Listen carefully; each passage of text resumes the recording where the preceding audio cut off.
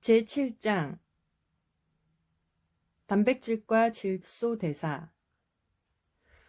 고등 동물의 몸은 많은 부분이 단백질로 구성되어 있는 반면에 식물은 세포 하나하나마다 세포벽으로 둘러싸여 있어 세포벽의 구성 요소인 셀룰로즈가 건중량이 절반가량을 차지하는 주성분이다. 따라서 식물체 내의 단백질의 함량은 동물에 비해 극히 적은 편이고 단백질을 구성하는 질소의 함량도 적지만 생리적으로는 극히 중요한 위치를 차지한다. 식물체 내의 질소 함량은 광합성을 하는 잎에 비교적 많은데 소나무 잎의 경우 건중량의 1.5% 내외가 질소이며 콩과 식물의 잎은 3% 내외로 높다. 반면에 목본식물의 목부는 거의 탄수화물인 셀룰로즈로 되어 있어서 질소의 함량이 극히 낮다. 지구 생태계에서 질소는 공기 중에 많지만 식물이 이용할 수 있는 질소는 토양 중에 이온이 형태로 물에 녹아 있고 그 양이 제한되어 있어서 질소는 식물 생장의 제한 요소가 되는 경우가 많다. 식물의 질소 요구량은 생장 속도에 비례하는데 생장이 빠른 작물일수록 많은 질소를 요구하기 때문에 대개 질소 비료로 보충하지만 산림의 수목은 생장 속도가 느린 만큼 적은 양의 질소를 요구한다. 산림의 질소를 시비하는 것은 경제적으로 어려운 반면 생태계의 균형을 유지하면서 산림을 효율적으로 경영하면 자체의 질소만으로도 수목이 건전한 생장과 보속 생산을 유지할 수 있다. 7-1 주요 질소 화합물과 기능. 식물 체내의 질소 화합물은 다음과 같이 크게 4그룹으로 나눌 수 있다. 1. 아미노산과 단백질 그룹. 2. 핵산 관련 그룹. 3. 대사중개 물질 그룹. 4. 대사의 2차 산물 그룹. 7-1-1 아미노산과 단백질 그룹. 아미노산은 단백질의 구성성분으로서 알카리성을 띤 아미노기와 산성을 띤 카르복실기가 같은 실제로는 COOH기, 카르복실기 다음에 있는 탄소에 부착되어 있는 유기물을 의미한다. 대표적인 예로 알라닌을 들 수 있다.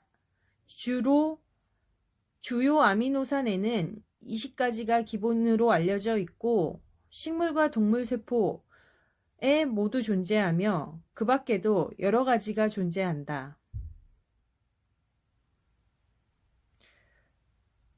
단백질은 여러 개의 아미노산이 펩타이드 연결을 하고 있는 화합물이다. 펩타이드 연결이란 두 아미노산이 만나서 한쪽 아미노산의 카르복실 기와 다른 쪽 아미노산이 아미노기가 서로 결합하여 물 분자가 빠져나오고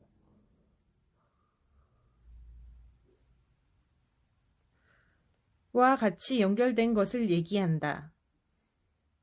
식물 단백질은 그 크기와 모양이 다양한데 분자량은 최소 4만 달톤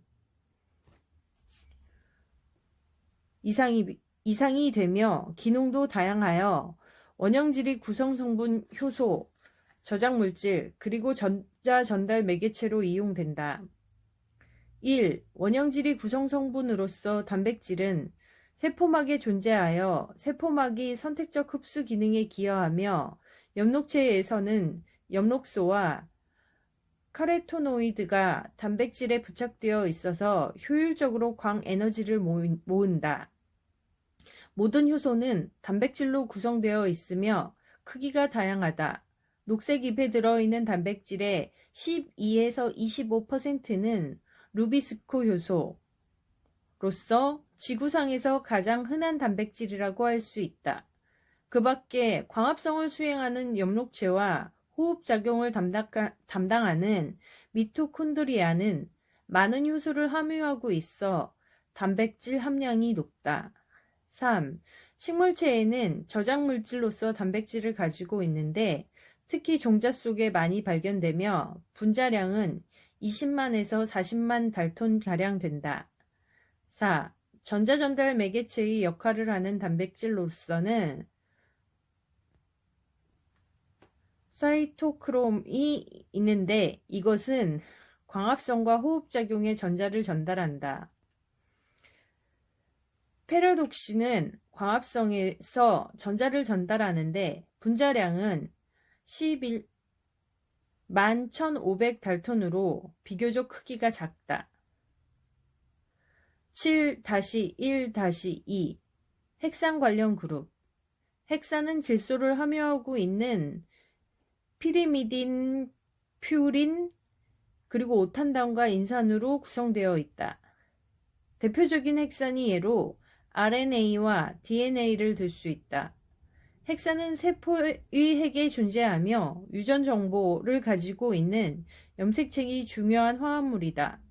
동물 고유의 모양과 생물의 기능은 단백질과 효소에 의해 결정되는데 핵산은 이러한 단백질의 합성을 결정하는 물질로서 염색체 내에 각 생물의 독특한 단백질 합성에 필요한 정보를 DNA의 형태로 가지고 있다가 필요할 때에 필요한 만큼의 단백질을 합성할 수 있도록 조절한다.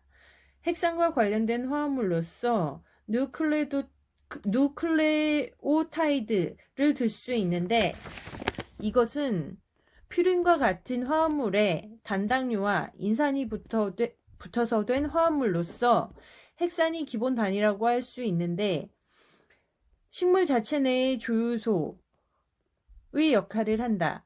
예를 들어 AMP, ADP, ATP, NAD, NADP, 코엔자임 A와 같이 에너지 생산에 직접 관여하는 조효소와 티아민, 그리고 식물 호르몬인 사이토키닌 같은 화합물 등이다. 7-1-3 대사중개물질 그룹. 식물체 내에서 여러가지 대사에 관여하는 물질 중에는 질소를 함유하고 있는 화합물이 많다. 그 중에서 가장 흔한 것은 페롤로서 4개가 모여 프로피린을 형성하는데 프로피린을 가지고 있는 화합물에는 엽록소, 광지기를 감지하는 파이토크롬, 색소, 그리고 질소 고정 시 산소 공급을 원활하게 해주는 헤모글로빈을 들 수 있다. 그 밖에 식물 호르몬 중에 옥신이 일종인 IAA는 아미노산의 하나인 트립토판으로부터 만들어지기 때문에 질소를 가지고 있다. 7-1-4 대사의 2차 산물 그룹. 식물의 질소 대사 과정에서 2차 산물로 생산되는 것 중에 알칼로이드가 있는데 이것은 질소를 함유하고 있는 환상화합물이다. 현재까지 4천여 종의 식물에서 약 3천여 가지가 알려져 있으며 주로 쌍자엽 초본 식물에서 발견되지만 목본 식물에서도 발견된다. 나자 식물에서는 별로 분포하지 않는다. 알칼로이드 중에서 초본 식물에서 생산되는 몰핀, 아트로핀, 에페트린, 퀴닌 등은 의약품으로 쓰이며 목본 식물에서 생산되는 것에는 차나무에 카페인이 있다. 알칼로이드는 잎, 수피 또는 뿌리에 주로 축적되는데 생리적인 기능은 별로 알려져 있지 않으며 단지 질소 대사의 부산물로 축적되어 남아있거나 중간산물로 존재한다고 생각되며 일부 식물에서는 초식 동물이나 곤충의 피해로부터 보호하는 역할도 한다. 7-2 수목의 질소 대사. 종속영양자에 속하는 동물은 에너지 근원이 되는 탄수화물을 음식을 통하여 외부에서 섭취하는데 이때 단백질도 함께 섭취해야 한다. 그 이유는 동물은 단백질을 합성하는 데 필요한 20여 가지 필수 아미노산 중에서 몇 가지를 자체적으로 합성할 수 없기 때문에 음식을 통해 섭취해야 한다. 섭취한 단백질은 아미노산 단위로 장내에서 분해되어 자신이 필요로 하는 단백질을 합성하는데 다시 쓰인다. 독립영양제인 녹색식물은 광합성으로 탄수화물을 합성해서 에너지원으로 사용할 뿐 아니라 필요한 필수 아미노산을 모두 자체적으로 합성할 수 있는 능력이 있기 때문에 독립적으로 살아갈 수 있다. 그러나 식물이 아미노산을 합성하기 위해서는 토양으로부터 무기질소를 흡수해야 한다. 식물이 무기질소를 이용하여 단백질을 합성하는 질소 대사를 동물과 비교하여 요약하면 같다. 7-2-1 뿌리에서 흡수되는 형태. 작물과 대부분의 식물은 토양으로부터 질산태의 형태로 질소를 흡수한다. 경작 토양에서는 아모늄, 질소 비료를 시비한다 하더라도 질산화 박테리아에 의해 곧 NO3 형태로 바뀌어 토양 용액에 녹아있기 때문이다. 그러나 식생천이가 극상에 도달한 침엽수림이나 초원지대에서는 상황이 다르다. 이 지역의 토양은 토양 산성화가 심하고 분해가 잘 안되는 타닌이나 페롤화합물이 축적되어 있어 타감작용에 의해 질산화 박테리아의 활동이 억제되어 토양 중에 암모늄태 질소가 축적된다. 따라서 토양이 산성화가 심한 산림토양의 경우에는 수목이 균근히 도움을 받아 NH4 형태의 질소를 직접 흡수하게 된다. 7-2-2 질산환원 1. 질산환원과 환원 장소. 토양에서 뿌리로 흡수된 NO3- 형태의 질소는 아미노산 합성에 이용되기 전에 먼저 화학적으로 환원되어 NH4 플러스 형태로 바뀌어야 하는데 질산태 질소가 암모늄태 질소로 환원되는 과정을 질산환원이라고 한다. 질산환원은 쉽게 이루어지는데 탄수화물의 공급이나 대사활동이 느려지면 축적되는 경우가 있다. 흡수된 NO3태 질소는 뿌리에서 곧 NH4 플러스로 환원되거나 혹은 NO3- 형태로 잎으로 이동한 뒤에 잎에서 NH4로 바뀌는데 식물에 따라서 질산환원이 일어나는 장소가 다르다. 루핀형은 뿌리에서 그리고 독고마리형은 잎에서 질산환원 작용이 일어난다. 목본식물 중에서 나자식물, 진달래류, 프로티케이아즈는 전자에 속하며 나머지 수목은 후자에 속한다. 특히 산성 토양에 견디는 소나무류와 진달래류는 NO3-가 적은 토양에서 자라면서 질산환원 대사가 뿌리에서 일어난다. 전자에 속하는 수종이 줄기 수액을 조사해 보면 NO3-는 거의 없고 대신 아미노산과 질소가 농축되어 있는 우레이드가 검출되며 소나무의 경우에는 유기태 질소의 73에서 88%가 시트루린과 글루타민으로 되어 있다. 2. 질산환원 과정. 질산환원 과정은 다음과 같이 두 단계로 이루어지며 두 가지 효소가 관여한다. 첫 단계는 질산태가 질산환원 효소에 의해 아질산태로 되는 과정인데 이 과정은 세포질 내에서 일어나며 관련되는 소기관은 없다. 질산환원 효소는 복열분자단으로 철분을 함유하고 몰리브덴을 가지고 있으며 NADH로부터 다음과 같이 전자를 받아들여 NO3-를 NO2-로 환원시킨다. 이 효소는 햇빛에 의해 활력도가 높아지기 때문에 낮에는 효소의 활력이 높고 밤에는 줄어드는 일변화를 볼 수 있다. 두 번째 단계는 아질산태가 아질산 환원 효소에 의해 암모늄태로 되는 과정인데 이 과정은 루틴형이나 목본식물은 뿌리세포의 전색소체에서 잎으로부터 탄수화물의 공급이 일어나야 일어난다. 도꼬마리형은 엽록체 안에서 일어나며 광합성으로 환원된 페로독신으로부터 전자와 수소 이온을 전달받는다. 7-2-3 암모늄이 유기물화.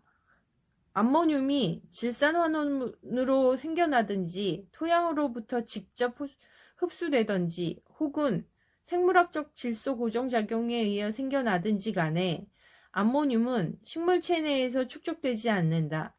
실제로 NH4+는 식물의 ATP의 생산을 방해하기 때문에 유독한 물질이다. 1. 환원적 아미노 반응. 생산된 암모늄은 1. 즉시 글루타민 애시드와 결합하여 글루타민을 만들고 2. 이어서 글루타민은 알파 케토글루타닉 애시드와 결합하여 두 분자의 글루타믹 애시드를 만들어 다시 순환을 계속한다. 결과적으로 1과 2를 합치면 알파 케토글루타닉 애시드에서 NH4+가 부착되어 글루타믹 애시드가 생산되는 셈이며 1년의 유의 과정을 환원적 아미노 반응이라고 한다. 그림 7-2가 알모늄이 환원적 아미노 반응을 보여준다. 2. 아미노기 전달 반응. 환원적 아미노기 반응에서 생긴 글루타믹 애시드는 호흡작용에서 만들어진 옥살로 아세트 애시드와 만나서 아미노기를 넘겨주고 자신은 A 케토글루타닉 애시드가 되며 아스파틱 애시드가 된다. 이와 같이 아미노기를 넘겨주는 반응을 아미노기 전달 반응이라고 하는데, 이와 같은 아미노산이 알파탄소의 케톤기를 가지고 있는 알파 케토 애시드에게 아미노기를 전달해주는 것으로서 동물과 식물에게 여러가지 아미노산을 합성하는 중요한 반응이다. 예를 들어 아스파틱 애시드가 파르빅 애시드에게 아미노기를 넘겨주면 알라닌이 생산된다.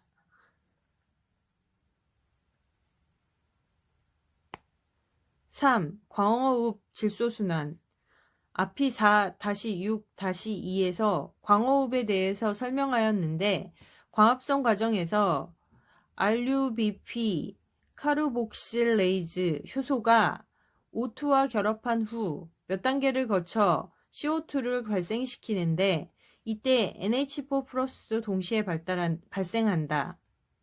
발생한 NH4+는 영록체로 이동하여 즉시 글루타메이드가 NH4를 포착하여 글루타민으로 만든다. 이와 같이 엽록체 퍼옥시존과 미토콘드리아 간의 광호흡 과정에서 생기는 NH4+를 방출하고 다시 고정하는 과정을 광호흡 질소순환이라고 한다.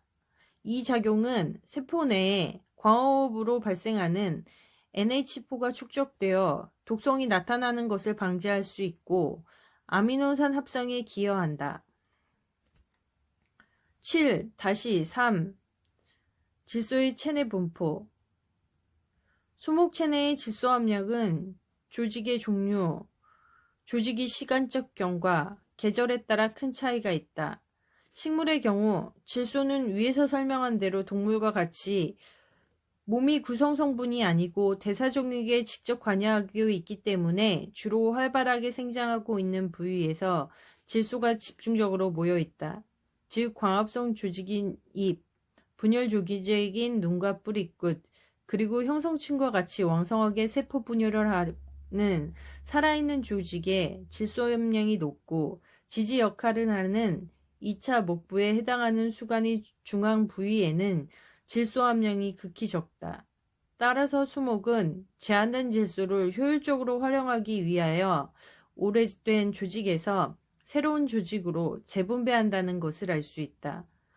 표 6-2의 18년생 사과나무의 여러 부위 질소 함량을 연령별로 나타냈는데 잎, 어린 가지와 어린 뿌리의 질소의 농도가 높은 것을 알 수 있다. 10월 중에 총 질소량이 75%가 지상부에 있고 20%는 잎 속에 존재한다. 귤나무의 경우에는 전체 질소의 50%가 잎에 함유되어 있기도 한다. 침엽수의 경우에도 잎에 많은 질소가 함유되어 있는데 가민비 나무의 경우 잎의 질소 함량이 1.99%가량 된다. 16년생 테다소나무의 경우 전체 질소 함량이 25.2%가 잎에서 발견되며 80%가 지상부에서 존재한다. 20개 잎은 질소 함량이 많기 때문에 가축이 녹사료로서 쓰일 수 있으며 단백질이 부족한 인간의 양식으로도 쓰일 수 있다. 예를 들면 포플러 잎에 함유되어 있는 질소, 탄수화물, 그리고 색소의 함량은 알팔파의 함량과 거의 비슷하며 가축이 녹사료뿐만 아니라 인간의 양식으로도 쓰일 수 있다고 한다. 수간의 질소 함량은 비교적 낮은 편이며 특히 심재는 질소 함량이 극히 낮다. 루브라 참나무의 경우 심재의 질소 함량은 0.1% 미만으로 잎의 200분의 1 정도에 해당하고 변재는 0.1에서 0.35% 정도로서 형성층에 가까울수록 질소 함량이 증가한다. 반면에 수피에 비교적 많은 질소가 함유되어 있으며 특히 수피에는 비교적 많은 질소가 함유되어 있으며 특히 내수피는 살아있는 사부조직으로 구성되어 있어서 잎과 비슷한 0.2%가량의 질소 함량을 보인다. 수피는 겨울철에 야생동물의 먹이로 이용되기도 한다. 7-4 질소의 계절적 변화. 목본 식물의 경우 조직 내 질소 함량은 가을과 겨울에 가장 높고 저장된 질소를 이용하여 봄철에 줄기 생장이 개시되면 감소하기 시작하다가 생장이 정지되면 다시 증가한다. 이러한 계절적 변화는 낙엽수나 석록수 모두에서 결산되는 현상이다. 봄 일찍 새로운 줄기가 자라 올라올 때에는 주로 겨울철에 목부와 사부에 저장되어 있던 질소가 이동하여 새로운 잎과 가지를 형성하게 되며 봄철에 토양에서 흡수하는 질소의 양은 상대적으로 적다. 연중 질소 함량이 제일 작은 시기는 봄철이 줄기 생장이 가장 왕성하게 이루어지는 기간이며 그 후 생장량이 감소하거나 정지하면 다시 증가하기 시작한다. 연중 한 번 이상 줄기가 자라 올라오는 수종의 경우 새로운 줄기가 자랄 때마다 질소 함량이 감소한다. 가을이 되면 잎에 있는 질소가 가지로 이동하면서 목과 숲의 질소 함량은 점차 증가하며 한겨울에 질소 함량이 가장 많게 된다. 목과 사부의 질소 함량 변화를 계절적으로 보면 목부보다는 사부의 변화가 더 심하다. 이것은 저장된 질소를 공급하는 조직은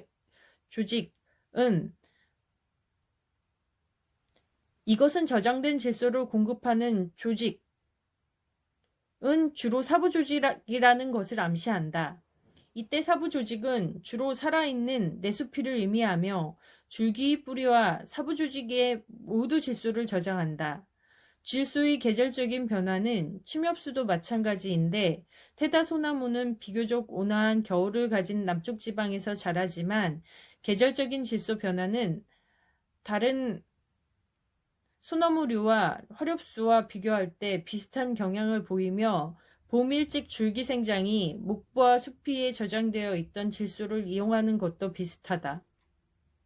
목부와 수피의 질소 저장과 이동에 여러 가지 아미노산이 관여하는데 그 중에서도 아르기닌이 휴면기간 동안 가장 중요한 화합물로 생각되며 봄의 목부 사부의 아르기닌의 함량은 감소한다. 질소 비료를 주면 다른 질소 화합물보다 아르기닌의 함량이 가장 많이 증가하며 정화에서도 여름철에 아미노산 중에서도 아르기닌의 함량이 가장 높다. 사과나무의 경우 가을과 겨울에 목부수의 함량이 높으나 여름에는 아스파라긴과 아스파라닉 애시드가 주요 아미노산이다. 7-5 낙엽 전이 질소 이동. 수목은 가을에 낙엽이 질 것을 미리 대비하기 위하여 어린 잎에서부터 엽병 밑부분부터 2층을 사전에 형성하는데 2층의 세포는 다른 세포 부위에 비하여 세포가 작고 세포벽이 얇다. 가을이 되면 분리층이 떨어져 나가고 표면에 수베린, 검 등이 분비되어 보호층을 형성하는 탈리 현상이 나타난다. 수목이 잎에는 많은 양의 질소가 함유되어 있기 때문에 낙엽 시에 질소를 포함하여 모든 영양소를 잃어버린다면 수목으로서는 영양소를 비효율적으로 낭비하는 셈이 된다. 따라서 목본식물은 낙엽 전에 상당한 양의 무기영양성을 가지고 회수하는 기작을 가지고 있다. 일반적으로 목본식물이 낙엽 직전의 잎에는 N, P, K 같은 화합물이 줄어들고 대신 Ca, Mg, 칼슘, 마그네슘과 같은 화합물은 증가한다. 수목에 따라 회수되는 질소의 양이 일정치 않으나 잎이 포함되어 있는 질소의 50% 내외가 회수된다고 본다. 잎에서 회수된 N, P, K는 가지로 이동해 저장되기 때문에 가지의 NPK 함량이 가을에 증가하게 된다. 잎에서 회수된 질소는 줄기와 뿌리, 목부와 사부의 방사 유조직에 저장되며 이때 질소의 이동은 사부를 통하여 이루어진다. 단풍나무, 버드나무, 포플러의 경우 내수부의 유세포에 단백질체가 가을과 겨울에 축적되고 봄에는 없어진다. 이 단백질체는 숲이 저장 단백질에 해당한다.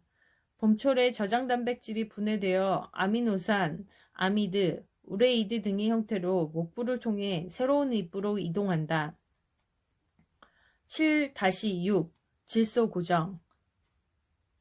대기권의 약 78%가 질소로 구성되어 있을 만큼 질소가 흔하지만 질소는 극히 불활성이기 때문에 동물이나 식물이 이용할 수는 없다. 질소가 식물이 이용할 수 있는 형태의 질소로 바뀌는 과정을 질소 고정이라고 하며 세 가지 방법이 있다. 미생물에 의해 아모늄태로 환원되는 생물적 질소 고정, 번개에 의해 대기권에 산화되는 광화학적 질소 고정, 그리고 비료 공장에서 합성되는 산업적 질소 고정이 있다. 광화학적 질소 고정은 번개가 발생할 때 생기는 전기 방전에 의해 질소가 산화되어 NO2로 된 다음 NO3- 형태로 빗물에 녹아서 지표면에서 떨어지는데 평균적으로 1년에 1헥타르당 4kg의 질소가 전기 반전으로 추가된다. 생물적 질소 고정은 미생물에 의해 N2 가스가 NH4 플러스 형태로 환원되는 과정을 의미하는데 전액생물,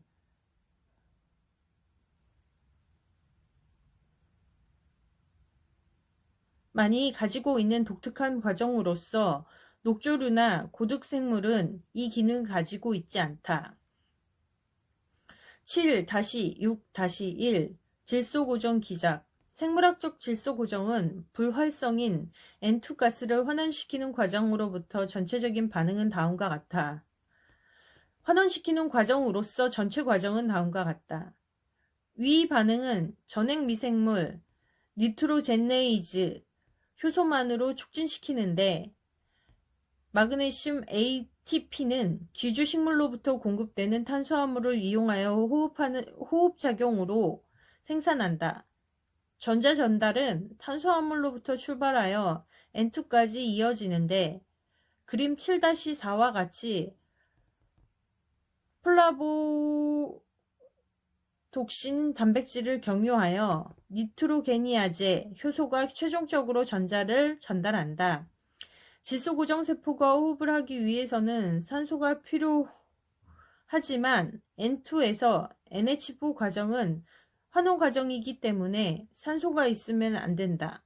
따라서 산소의 적절한 공급과 차달은 질소 고정 과정에서 미생물이 해결해야 하는 가장 어려운 문제이며 콩과 식물의 경우 뿌리옥 속에 붉은색을 띤 레그 헤모글로빈이 산소의 공급을 알맞게 조절해준다.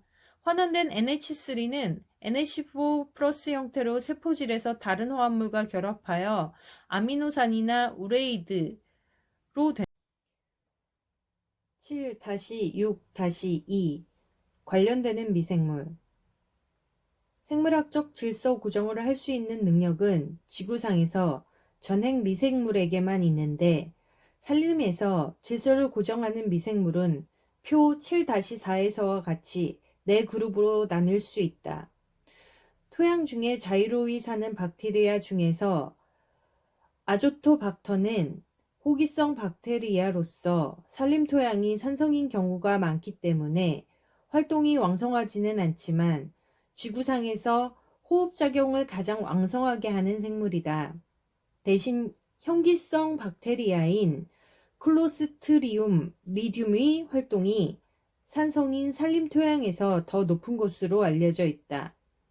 질소를 고정하는 미생물 중 사이아노박테리아는 이전에는 남조류로 알려져 있던 미생물로서 곰팡이와 함께 공생 형태인 지이류를 형성하면서 바위 표면이나 나무 껍질에 부착하여 살아간다.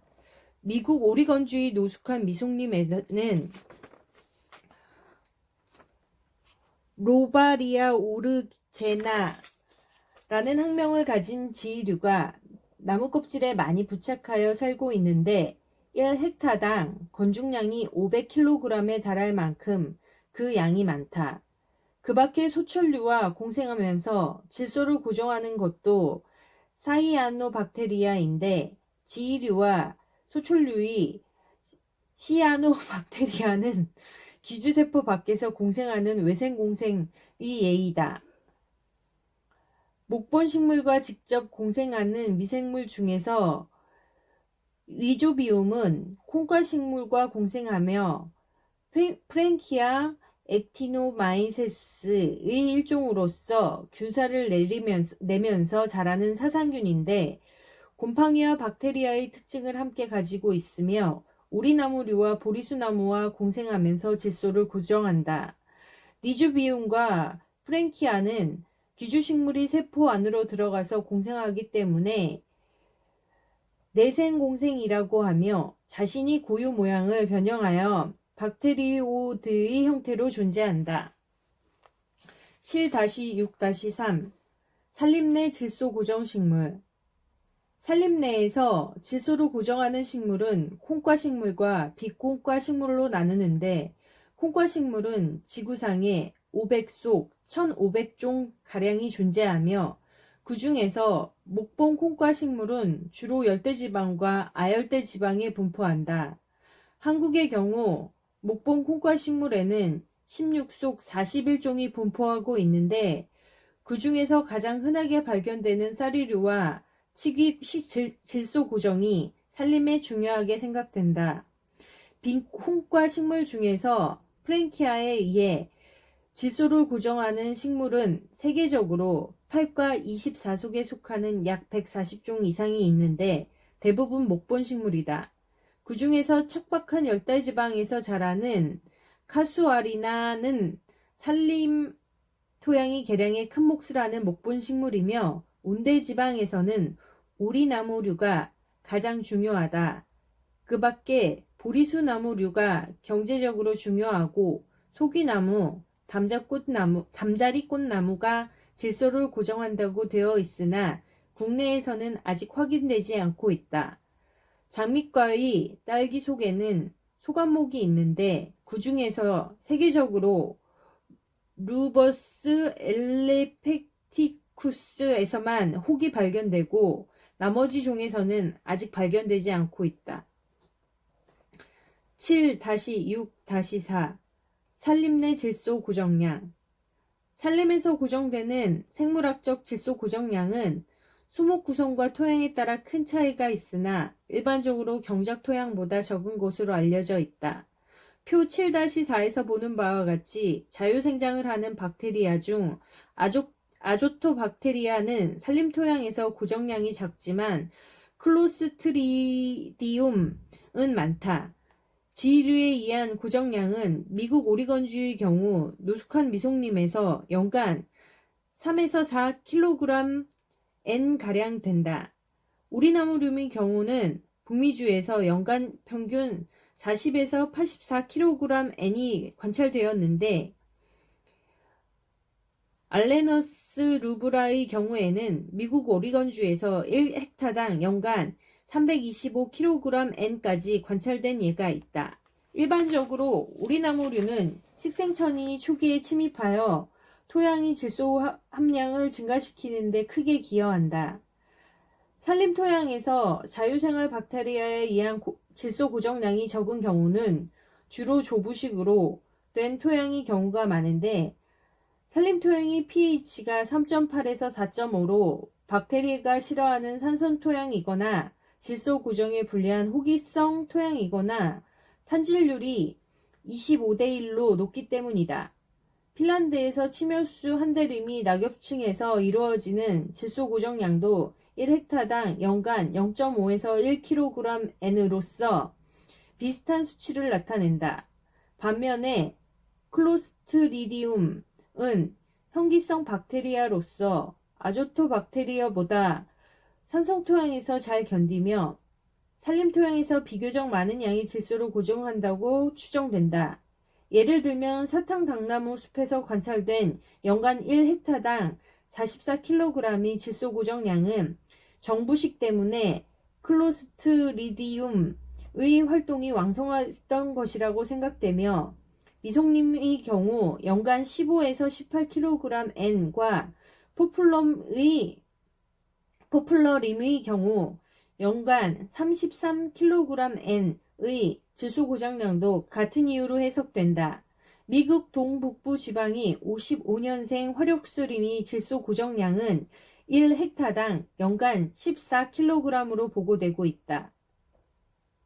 7-7 산림 내 질소 순환 7-7-1 유기질 질소의 분해 산림 토양 속의 질소는 궁극적으로 공기 중의 질소 기체에 기원하는데 그림 7-5와 같이 공기 중의 질소 기체가 물리적 혹은 생물학적 과정을 거쳐 형태가 변화하면서 대기, 식물, 토양을 거쳐서 순환하는 과정을 질소순환이라고 한다. 이 중에서 산림토양 속에서 일어나는 질소의 변화를 요약하면 다음과 같다. 낙엽이나 죽은 가지 혹은 동물의 배설분이나 시체 내에 함유하고 있는 단백질과 아미노산 등 유기질 질소는 토양에 서식하는 사물기생성 박테리아나 곰팡이에 의해 분해되어 암모늄으로 되는데 이 과정을 암모니움 작용이라고 한다. 이렇게 해서 생긴 NH4+는 NO3-로 산화되는데 이 과정을 질산화 작용이라고 한다. 질산화 작용은 두 단계로 이루어진다. 첫 단계는 NH4+가 아질산 이온으로 되는데 니트로모나스 박테리아가 관여하여 두 번째 단계인 NH4+가 NO3-로 되는데 닉트로박터 박테리아가 담당한다. 질산화 작용을 담당하는 박테리아는 경적 토양과 같은 중성 토양에서 활동이 왕성하여 작물이 NO3-의 형태로 질소를 흡수하며 식물 뿌리가 흡수하지 못한 NO3-는 물에 녹아 유실된다. 산림 토양의 경우에는 질산화 작용이 거의 일어나지 않기 때문에 질소가 NH4+의 형태로 존재하며 수목뿌리는 NH4+의 형태로 질소를 흡수하게 된다. 질산화 작용이 억제되는 이유는 첫째로 낙엽이 계속적인 분해 시 발생하는 휴믹 엑시드가 산림토양을 산성화시키는 경향이 있어서 산림토양은 pH는 보통 5.0 전후로 유지되어 박테리아의 활동을 억제하며 둘째로 식생천이가 진전되어 극상에 가까울수록 탄닌, 페놀 화합물과 같은 타간물질이 축적되어 질산화 박테리아 활동을 억제하기 때문이다. 특히 침엽수림의 경우 토양 pH가 더 낮고 위도가 높을수록 그리고 해발고가 높은 산림일수록 질산화 작용이 억제되는 경향이 있다. 그러나 산림토양에서 질산화 작용이 억제된다 하더라도 수목의 뿌리는 균균이 도움으로 암모늄태 질소를 직접 흡수할 수 있으며 NH4+는 토양이 양이온 취한 능력에 의해 음성 전기를 띤 토양 입자가 부착되어 보존되기 때문에 경작지에 NO3-와 같이 쉽게 물에 녹아 유실되지 않는 장점이 있다.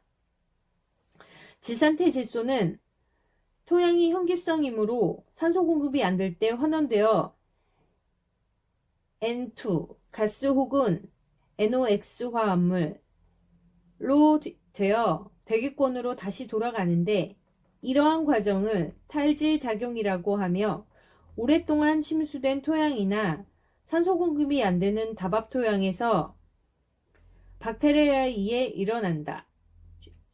슈도모나스 박테리아에 의해 일어난다.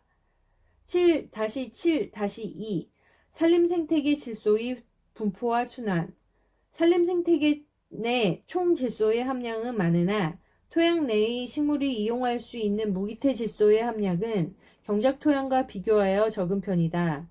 미국 북캐롤라이나 주의 성숙한 화염수림의 경우 산림 내 총 질소의 1.8%만이 토양점에 함유되어 있고 동북부 뉴 잉글랜드 지방의 화렵수림의 경우에는 전체 질소의 0.5%에 불과한 질소가 토양에 존재하고 90%의 질소는 유기물층에 그리고 9.5%는 식생에 존재하고 있어 대부분의 질소가 유기물층에 축적되어 있음을 알 수 있다. 따라서 유기물층의 질소는 끊임없이 분해되어 수목에 필요한 무기태 질소로 전환되어야 한다. 산림생태계 내 무기영양소의 분포와 순환에 대하여 가장 모범적인 연구가 수행된 곳이 미국 동북부 지방의 허버드 브룩이다. 여기서 55년생 화렵수에서 낙엽분으로 연간 1헥타당 약 70kg의 질소가 토양에 공급되며 질소 공급으로 14kg 그리고 강우로 7kg의 질소가 추가되는 반면에 식생이 흡수하는 질소는 연간 80kg이며 유수로 밖으로 유출되는 양은 4kg가량 되어 질소의 공급량이 소모량보다 많다. 따라서 산림생태계는 자체적으로 충분한 질소를 순환시키면서 오히려 연간 16kg의 질소가 증가하고 있다. 표 7-6에 이 지역의 무기 영양소의 분포와 순환을 나타내었다. 7-7-3 산림의 질소 요구량. 농작물은 생장이 빠른 만큼 많은 양의 질소를 요구한다. 예로 들면 콩은 연간 헥타당 300kg의 질소를 요구하며 옥수수와 알파파도 175에서 200kg을 흡수한다. 산림수목은 생장이 농작물보다 느린 만큼 적은 양의 질소를 요구하며 실제로 산림토양에 매년 시비하는 것은 경제적으로 어렵다. 산림에서 연간 필요로 하는 질소량은 산림의 종류와 생장 속도에 따라 다르지만 유럽 한렵수의 경우 연간 1헥타당 30에서 60kg의 질소를 필요로 한다. 미국 동북부 지방 55년생 화렵수림의 경우 연간 120kg의 질소를 생장에 소모하지만 80kg은 토양에 흡수하고 나머지 40kg은 수복 내에서 저장된 질소를 재분배하여 성숙 조직에서부터 조달한다. 20년생 테다 소나무의 경우 연간 70kg의 질소를 생장에 소모하지만 그 중에서 38kg은 토양에서 흡수하고 32kg은 수목 자체의 질소를 재분배해 이동한다. 7-7-4 아카시 나무의 질소 고정과 해충과의 관계. 아카시 나무는 19세기 말 처음 미국에서 도입되어 1970년대까지 한반도에서 대량으로 식재된 대표적인 외래수종이다. 왕성한 생장력, 맹아력, 질소 고정 능력으로 척박한 땅에서도 잘 자라서 사방공사와 연료류무 조성에 활용했다. 또한 우수한 목재를 생산하고 꿀을 대량으로 공급하고 황폐한 토양을 비옥하게 만드는 데 크게 기여했다.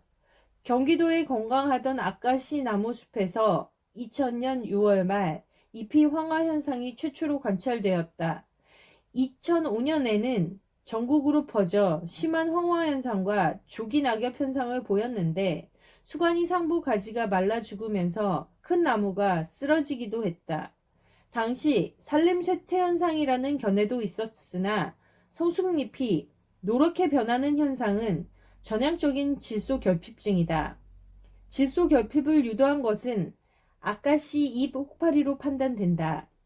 이 해충은 2000년 한반도에 처음으로 나타나 경기도를 시작으로 전국으로 퍼졌으며 잎이 황화 현상이 전국으로 퍼진 시기 및 장소와 일치했다. 이 해충은 1년에 5회 발생하며 암컷이 한 번에 70에서 120개의 알을 낳기 때문에 급속히 퍼진다. 성충은 어린 잎에 산란하고 애벌레는 반드시 어린 잎에서만 서식한다.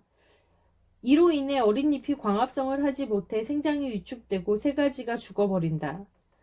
아카시 나무는 새가지가 자유생장을 하면서 연중새잎을 만들어내는 숙성수이다. 새잎이 나오면 곧 광합성을 수행하여 탄수화물을 합성한다. 만들어진 탄수화물의 일부는 뿌리로 내려가서 뿌리옥에서 살고 있는 근근류가 질소를 고정하도록 도와준다. 만일 새순이 지속적으로 죽으면 탄수화물이 뿌리를 내리지 못해 근류군이 죽게 된다. 질소 고정을 하지 못하면 나무는 질소가 절대적으로 부족하게 된다. 결국 성숙잎에서 질소가 빠져나가 성숙잎이 황화 현상을 일으킨 것으로 해석된다. 최근 이 해충이 숫자가 줄어들면서 황화 현상도 사라지고 있다.